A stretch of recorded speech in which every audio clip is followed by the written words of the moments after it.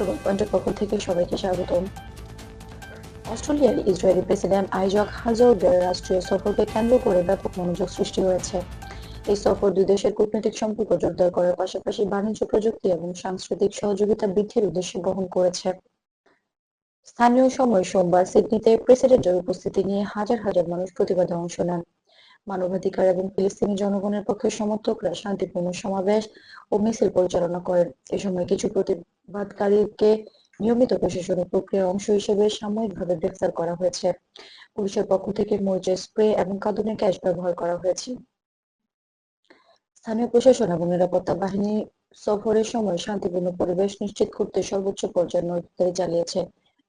প্রধান শহরে drone monitoring, রাস্তা সীমিত করা এবং নিয়ন্ত্রিত প্রবেশপথের ব্যবস্থা নেওয়া হয়েছে, ফলে ঘটনাস্থলে জটিল পরিস্থিতি নিয়ন্ত্রণে রাখা সম্ভব হয়েছে। বিশ্ববিদ্যালয়ের পর্যবেক্ষকরা মনে করছেন, এই সফর কেবল দুই দেশের সম্পর্ক নয়, বরং আঞ্চলিক রাজনৈতিক পরিপ্রেক্ষিতেও গুরুত্বপূর্ণ বার্তা বহন করছে।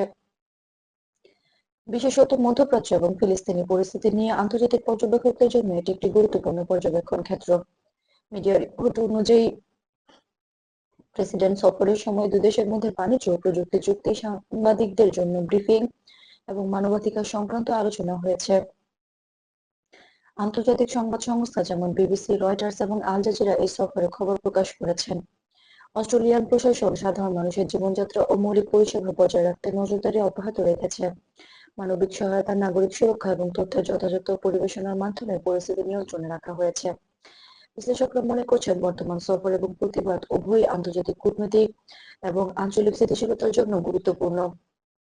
ভুল বোঝাপড়া বা গুজব এড়াতে তথ্য পর্যবেক্ষণ এবং সমন্বয় অপরিহার্য। গ্লোবাল পয়েন্ট আপনাদেরকে ধন্যবাদ জানাচ্ছি এতক্ষণ আমাদের সঙ্গে থাকার জন্য। আমাদের চ্যানেলটি সাবস্ক্রাইব করে সঙ্গে থাকুন, যাতে আপনি সর্বশেষ খবর, বিশ্লেষণ এবং আন্তর্জাতিক নিরাপত্তা ও অর্থনৈতিক আপডেট সবার আগে পেতে পারেন।